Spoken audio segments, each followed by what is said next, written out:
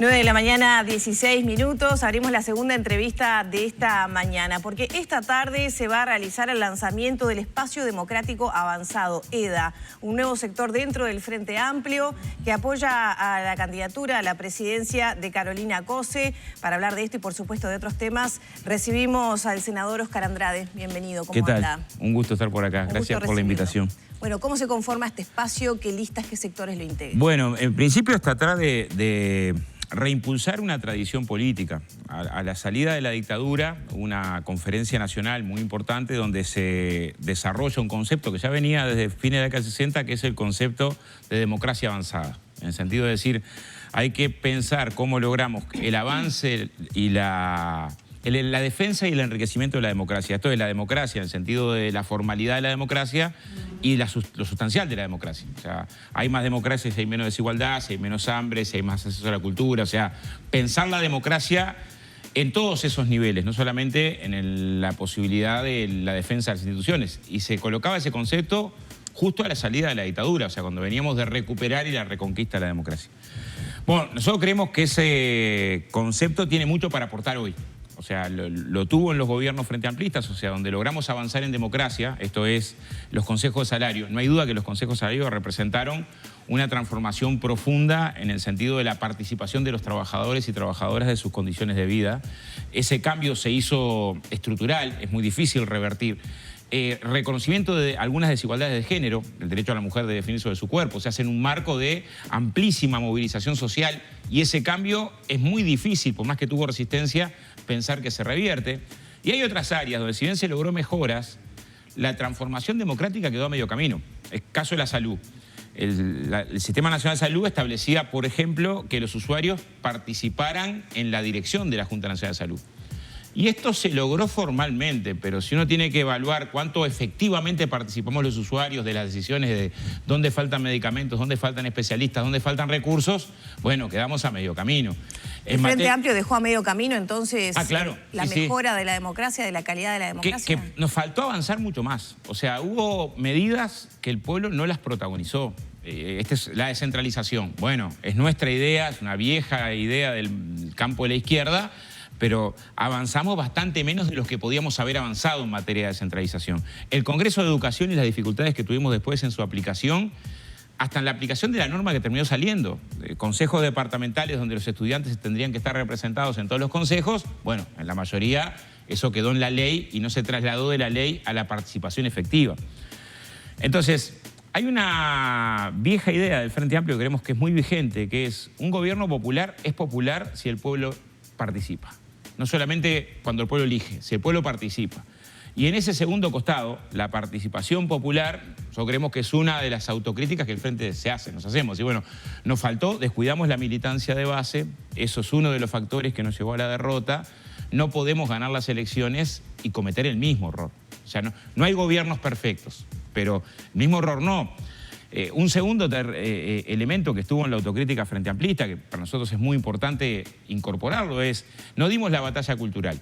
Todos estos factores están relacionados. Bueno, descuidaste la militancia de base, no das la batalla cultural, entonces no siempre alcanza con que mejores los niveles de inversión social en la infancia. Hoy se nota, ¿no? Hoy se nota.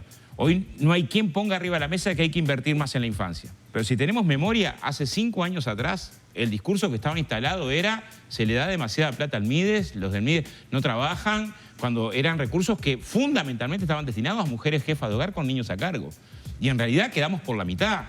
Pero lo que tenemos que haber instalado es decir, bueno, la asignación del plan de equidad te da para vivir, al contrario. O sea, tendríamos que estar instalando el debate de que habría que mejorar esos recursos. Sin embargo...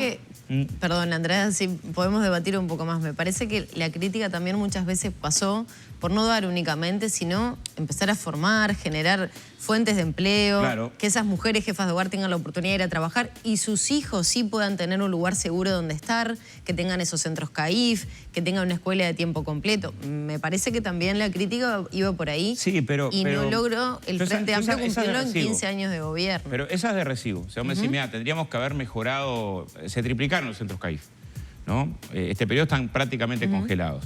Ahora, esa crítica yo la acepto. O sea, me decía, mirá, la partida que se da es poca, tendrían que mejorar los centros CAIF, el sistema de cuidado tendría que ser más potente. La crítica por izquierda, digámosle, yo la asumo. Pero vos encontrabas de la otra crítica. De la crítica de decir, cada uno se arregle solo. Asistencialismo ¿sí? y... No, cada uno se arregle. Y que le estamos dando plata... Sí, es demasiado. Fíjate que es mucho más lo que se le da a las grandes multinacionales por exoneraciones fiscales o lo que se exonera de impuesto al patrimonio, impuesto a la renta.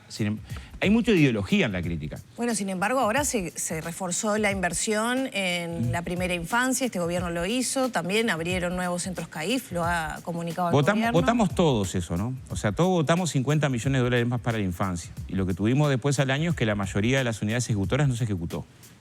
Y lo que tenemos es una situación dramática en el sentido de que creció la economía, está mucho mejor en el 2022 y 2023 que lo que estaba en el 2019 y más niños pobres. O sea, ese dato es dramático.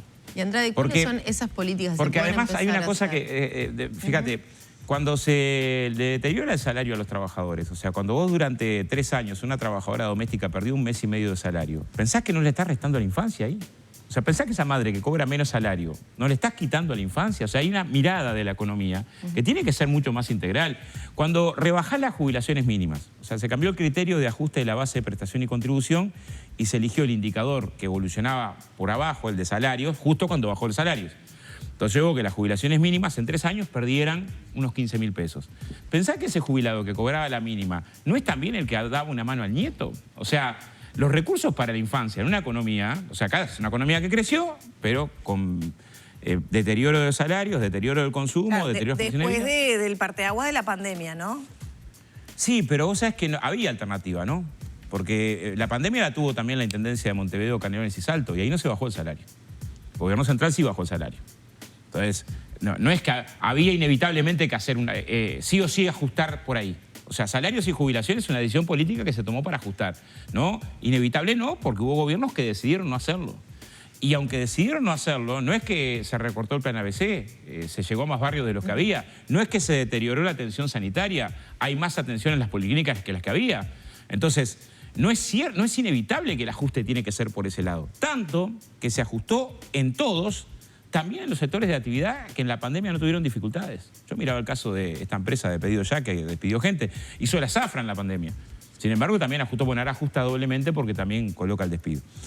Entonces, yo creo que cuando miramos el deterioro de la infancia y la gente se sorprenden porque no se logró reducir la pobreza, o sea, no solamente no se logró reducir la pobreza, sino que aumentó la pobreza, bueno, tenés que ver las medidas que tomás de política económica. Cuando deteriorás el salario y las jubilaciones, parece bastante evidente. Nosotros votamos estos 50 millones que después en muchas áreas no se ejecutaron. Vivienda dice, bueno, yo armamos tarde, nos llegó la partida de economía en septiembre, entonces recién al otro año perdimos de tener efectos sobre en qué se iba a invertir.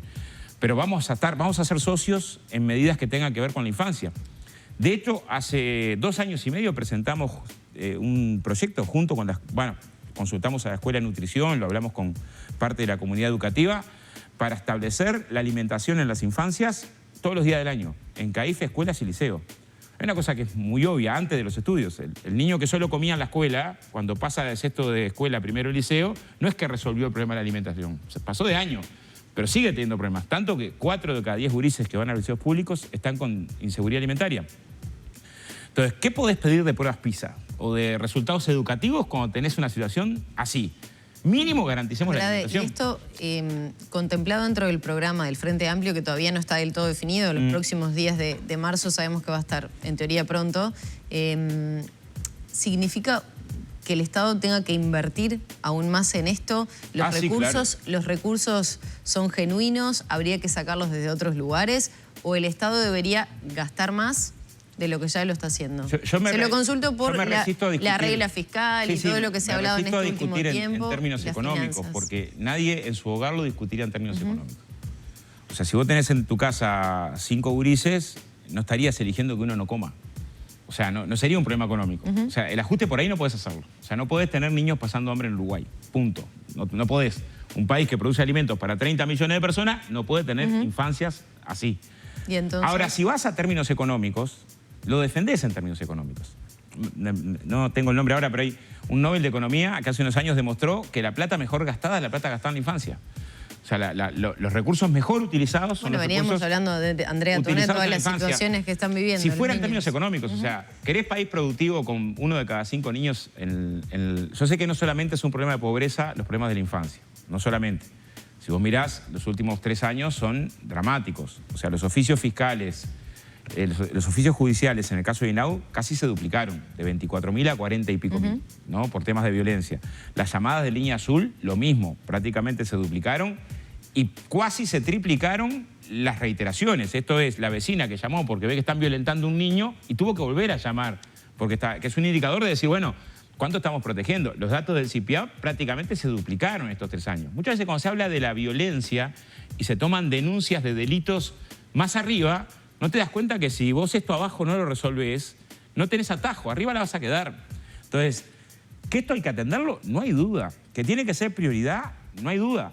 O sea, cuando se abre un debate en términos de seguridad social, la cuestión de la infancia tiene que tener una centralidad mayor. Claro, esto también es cultural, porque hay que vencer la lógica individualista de decir cada uno se arregla solo. ¿Cómo cada uno se arregla solo? Yo qué sé.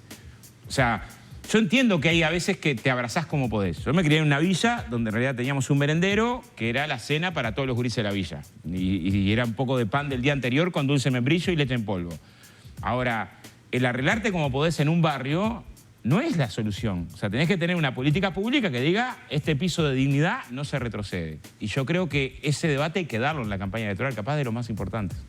¿Esa va a ser la bandera entonces de este espacio, el EDA? Bueno, la otra es el trabajo. La otra es el trabajo y ahí hay que vencer en el trabajo un prejuicio. O sea, el neoliberalismo depreda el trabajo, no genera trabajo. Y nosotros somos una región periférica que para ponerle centralidad al trabajo tiene que resolver un conjunto de desafíos que también están relacionados. Uno es el desarrollo nacional. No es lo mismo generar trabajo en la zona metropolitana que en Artigas, o en Rivera, o en Cerro Largo. No son los mismos problemas de trabajo. De hecho, tenés una tasa de informalidad que es casi el doble en un lado y otro. Bueno, de hecho, recientemente, en estas horas, ¿no? Está la discusión entre el PIT-CNT, por ejemplo, bueno, algunos integrantes del Frente Amplio y el gobierno, de que los nuevos puestos de trabajo que se crearon son informales. El gobierno, el ministro lo niega. Lo que estoy diciendo, del último año fueron informales. Es cierto también que la informalidad, que llegó a estar en un 40% en el Uruguay, que bajó de un 40 a un 24 y algo, bajó después a un 21 y subió un poquito el año pasado. Pero eso es discutir la anécdota. O sea, el centro es, tenés un conjunto de problemas de trabajo, ¿no? Parte de ello tiene que ver con el desarrollo nacional, o sea, cómo lográs que a la vez vinculés con el desarrollo local para generar condiciones que no repitan una relación centroperiférica y generen zonas que están recontra sumergidas. Otra es la integración regional, otra es la innovación, la ciencia y la tecnología. Ahí también tenés un debate de recursos. O sea, no hay duda que si vos querés trabajo de calidad, o sea, los países que desarrollan trabajo de calidad llegan a invertir 4 puntos del producto en ciencia y tecnología.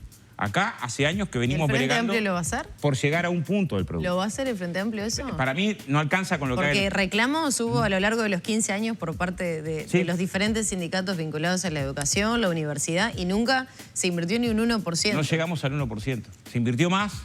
Se invirtió mucho más. O sea, el Frente Amplio no es lo mismo que este gobierno porque aumentó los recursos en educación, este los recortó. Pero lo que invertía el Frente Amplio en educación era insuficiente. Yo esto lo decía en el 2019. O sea, no, recito archivo, vas a la campaña del 2019 y decíamos, bueno, en realidad necesitamos un debate enorme en educación. Voy a poner algunos desafíos en educación. Vos precisás que ningún gurí deje el liceo porque tiene que ir a laburar. Vos seguís teniendo menos que antes, pero seguís teniendo gurises de 15 años que se ven obligados a salir a laburar. Entonces podés tener el mejor de los docentes, pero si no tenés condiciones vas a tener que salir al trabajo. Bueno, tenés que tener un sistema de becas que no permita eso. Que no permita que sea la obligación, de vuelta, autorreferencial. A mí me pasó, yo vine a los 14 años a laburar para ir acá. No era porque tenía malos docentes, no tenía otra opción que elegir que venir a trabajar y tuve que en principio dejar, después reenganché. Ahora, ahí tenemos que generar un fuerte sistema de becas. En ciencia y tecnología no hay duda. Pero además hay estudios que demuestran, de Línea y de otros institutos de investigación, que es la plata mejor invertida. O sea, se te devuelve. Vos querés trabajo de calidad. Ahora, la mejor inversión pública no alcanza. Por eso ponía el ejemplo, el caso de Nueva Zelanda, que invierte 4 puntos del producto. 3 puntos del producto son inversión privada. Entonces, precisás un gran diálogo nacional por el trabajo, o sea, negociación colectiva de otra característica. No, ¿Y eso es viable en Uruguay? Yo creo que sí. Temas de productividad, imprescindible, de mejora de la jornada laboral, no son temas que son de recibo para el sector empresarial. Son difíciles, pero es imprescindible. Yo parto de una base, o sea, el conocimiento, estás viviendo una vertiginosa revolución científico-tecnológica. El conocimiento está desparramado en la sociedad. Hay una parte del conocimiento que lo tiene la academia, hay una parte del conocimiento que lo tiene el sector empresarial, hay una parte del conocimiento que lo tiene el que está en el trabajo, el trabajador. Si vos no generás mecanismos que articulen esos conocimientos en un fuerte sistema integrado de formación profesional, parte del programa ALFAP, que implica el INEFOP, más la UTEC, más la UTU, más la UDELAR, articulados, diciendo, bueno, más los fondos de capacitación que tienen algunos sectores de actividad que han logrado por vía negociación colectiva. Decir, bueno, parte del gran desafío es que nos metemos de cabeza a la transformación productiva sector por sector de actividad. Vemos las debilidades, las posibilidades. Claro, tenés que vencer esa cultura. Pero ¿cómo sería atractivo para el empresario hacer esa inversión? Es que le devuelvo no personal capacitado, no que voy a tener exoneraciones tributarias, porque es la crítica que se hace. Exoneramos a las empresas, pero las empresas muchas veces son generadoras de empleo también. Sí, exoneramos. Yo creo que ahí también hay que revisar. A mí me está todavía picoteando este caso de Pedido Ya. Le dimos una enorme exoneración para generar puestos de trabajo, se venció el plazo y el otro día te echa 250. Bueno, tal vez ahí está el punto. Hay que revisar los mecanismos de exoneración que sean redituables luego para el país. Desarrollo productivo. Claro. Ahora, si esto viene del diálogo social y vos articulás acuerdos entre que participa la academia, el gobierno, sus ministerios, el movimiento sindical y las cámaras, tenés mucha más potencia en que las contrapartidas, en garantizar las contrapartidas. Y bueno, hay un gran diálogo social, acuerdo para desarrollar el sector forestal, madera, muebles, para desarrollar el sector automotriz, para desarrollar el sector, y esto implica que la transformación... ¿Qué pasa con la transformación productiva si solamente alguien la hace? Supongamos, la hace solo el sector empresarial. Es muy probable que esa transformación, si se genere con una reestructura de que el resultado socialmente no sea necesariamente positivo, genere recorte, pérdida de puesto de trabajo.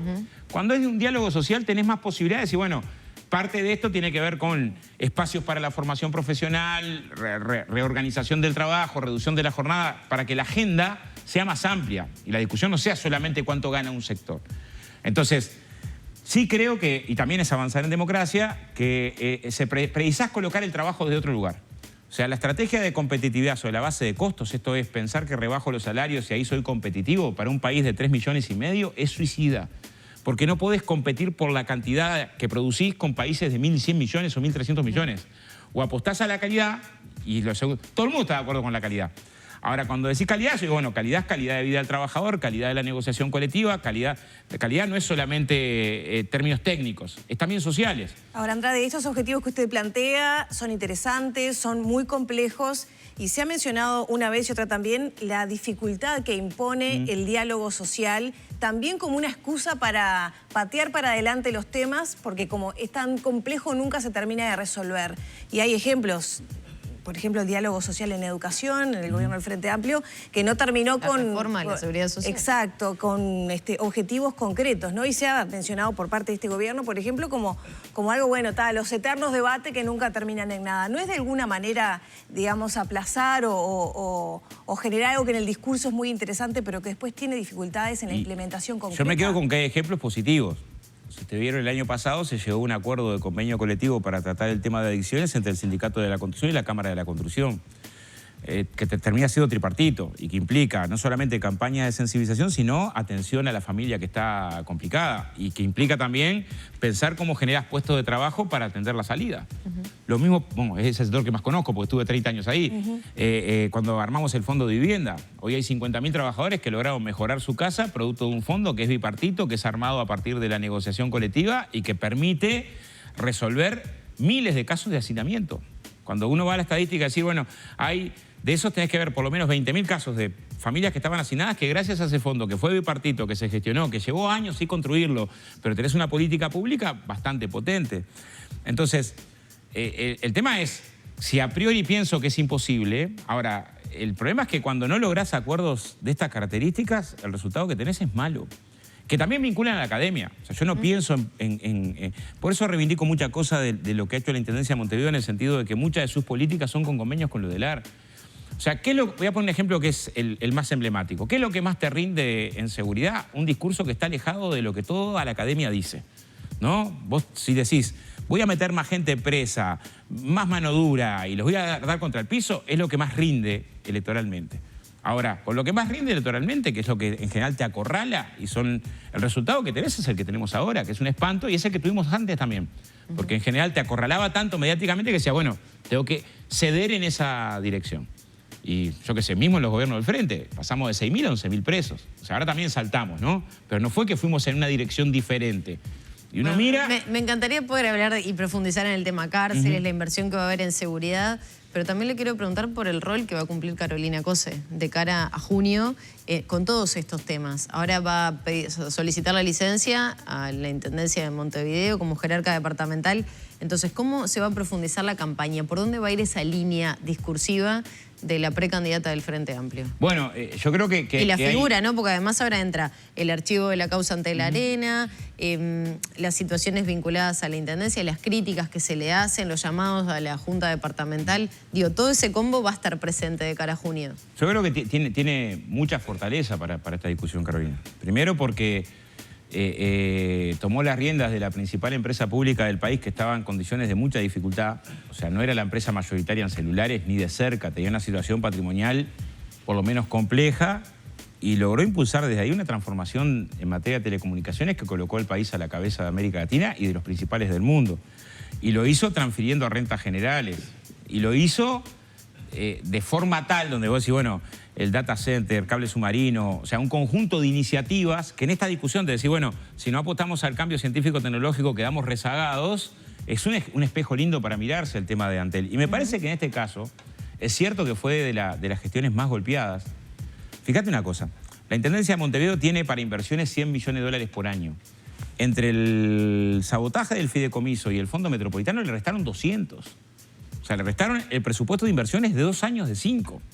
Sin embargo, el plan ABC pensaba llegar a 40 barrios, llegó a 60. Las atenciones de las policlínicas de salud atienden un 60% más que lo que atendían. O sea, sin embargo, a pesar de todo el esfuerzo por llevar la cultura a los barrios se sostuvo y se incorporó, los presupuestos para los municipios se mejoraron en esto de mejorar la participación de la democracia territorial. Entonces me parece que tiene credenciales para pararse, no solo discursivas, de decir, bueno, en este camino complejo, para liderar un proceso dentro del Frente Amplio, porque en realidad la candidata lidera un proceso, pero la construcción de los cambios, es más, no es solo de un gobierno, la construcción de los cambios tiene que ser cambios que también la sociedad se siente interpelada a protagonizarlos. Y allí, por ejemplo, pienso en el reclamo de barrios vulnerables, por ejemplo, donde siguen sin tener veredas, tienen que caminar prácticamente por la cuneta. Cuando se habla de esa contradicción, ¿no? de la atención a esas poblaciones más vulnerables versus la transformación, por ejemplo, de la Rambla de Montevideo. Sí, pero... ¿Son contradicciones o son trabajos que se deberían hacer en esa línea? Y eso después se aplica a todo el país, ¿no? Tenés que hacer ambas cosas, pero que el grueso del presupuesto de la Intendencia estuvo vinculado a los sectores más vulnerables es demostrable, ¿no? O sea, que de donde más recauda la Intendencia es de los sectores de más altos ingresos, no hay duda, y que donde más invierte es en los sectores más vulnerables, es indiscutible. O sea, uno puede decir, bueno, tendría que ser aún mayor o tendría que ser todo. Eso ya no sería de recibo, pero es indiscutible. O sea, que ha tenido ese sentido social la gestión de la Intendencia de Montevideo es muy claro. Y se puede mostrar con obras en un montón de municipios. Algunas que no se ven. Es claro que se nota más la obra que se hace en el centro que la que haces en los lugares más escondidos y caídos, pero parece que en eso refleja lo que dice el programa del Frente Amplio. Pero es el Frente Amplio, o sea, en realidad las candidaturas son importantes, pero también es cómo el Frente Amplio se para en la cancha. Y usted ha sido crítico en ese sentido en la puja interna en contra de la unidad, concretamente con las últimas declaraciones de Mujica, ¿no? Que decía que en el interior no bancan a Carolina Cose. ¿Qué está pasando en la interna del Frente Amplio? Y la interna del Frente Amplio viene bien, porque ese fue capaz la excepción. O sea, no es una interna fratricida. O sea, hasta las comparo con las otras internas. O sea, tuvo que salir Gandini a aclararle a Delgado, mirá que estamos en el gobierno para decir la seguridad es prioridad. Y después Heber a decirle, mirá que fue prioridad. O sea, hay tiroteos ahí o Laura Raffo diciendo el escándalo de lo que pasó en la Comisión Técnico Mixta. La interna del Frente Amplio me parece que viene bien rumbeada y yo lo que en todo caso llamé la atención es decir, bueno, si viene bien rumbeada, no estimulemos que el debate para adentro termine siendo lo principal. Todos los candidatos son buenos candidatos, tienen fortalezas y tienen aspectos en los que les podés golpear más. Ahora, dejemos que ese laburo lo haga la derecha, que es lo que está haciendo. En el caso de Carolina, ni hablar. O sea, Mujica está haciendo el laburo que debería hacer la derecha. No, nosotros nos olvidamos, pero la quisieron destituir. O sea, tuvimos 9 meses en el Senado. No es que el Senado decidió de plano por improcedente retrasarlo. Tener 9 meses un proceso destituyente. O sea, esto es de una gravedad. O sea, cada autoridad, empresa que venía al Uruguay tenía que reunirse con una intendencia que estaba enfrentando un proceso destituyente. ¿Por qué? Por haber retrasado, en teoría, 7 pedidos de informes. Y eso lo hacen ediles de un gobierno que lleva hasta hoy la mitad de los pedidos de informe no contestados, no retrasados, no contestados. Un absurdo, ¿no? Entonces, y en medio de escándalos de corrupción que no me darían 5 programas para hablar de los escándalos de corrupción, ¿no? Uno tras de otro, algunos vergonzosos. Entonces, que la han golpeado de todas las maneras posibles, creo que el dictamen del caso del archivo de la causa es contundente. Contundente. O sea, demuestra hasta qué punto se intentó ocultar información a los efectos de armar una causa judicial. No es información que no tenía Antel, la tenía, pero como era favorable a que se había actuado ajustado a derecho, se decidió no ocultar al proceso de fiscalía. Andrade, le quiero consultar rapidito porque ya lo tenemos que despedir. Es adelantarnos un poco a los resultados de las internas, pero mucho se ha hablado en torno a una posible reelección de Cose en la Intendencia de Montevideo y también que la fórmula pase por los 2 precandidatos que hoy son los que tienen mayor adhesión entre la militancia Frente Amplista. ¿Usted qué opina? Yo me inclino por la segunda, pero en la segunda, a ver, es como que vos digas, previo a una semifinal, suponete en el 2010, Uruguay con Holanda, vos digas, ¿cómo te ves para el partido por el tercer puesto? Yo digo, déjame jugar la semifinal. Si pierdo... No, sobre todo los márgenes se han achicado mucho. Pero si pierdo me pongo en esa discusión, pero yo creo que Caroña va a ganar la interna. Por eso además intento decir, bueno, si la candidata que creo que va a ganar, creo que van a votar bien los 4, que va a votar mucho más de lo que dicen las encuestas Mario, y que va a votar más de lo que dicen las encuestas Andrés, que representan sensibilidades que es importante para el frente que tengan potencia. Pero Caroña gana la interna. Ahora, como pienso que es la compañera que va a encabezar el segundo tiempo, cada cosa que se diga hoy, porque esto tenemos experiencia. Pero también la militancia quiere saber de alguna manera si Cose está, por lo que se ha dicho, sí, estaría dispuesta a integrar una fórmula en caso de resultar segunda. Es una pregunta para ella, pero lo dijo muy claro. O sea, dijo, voy a estar donde el frente me diga que tengo que estar. Yo creo que el frente le va a decir que encabece y que Uruguay va a tener por primera vez en la historia una mujer presidenta. Tuvo la primera diputada, las primeras diputadas de América Latina y la primera senadora obrera de América Latina en Uruguay. Y es hora de que tenga una presidenta también, es parte de enfrentar la cultura patriarcal que un poco nos acorrala. Andrade, gracias por estos minutos. Bueno, gracias a ustedes.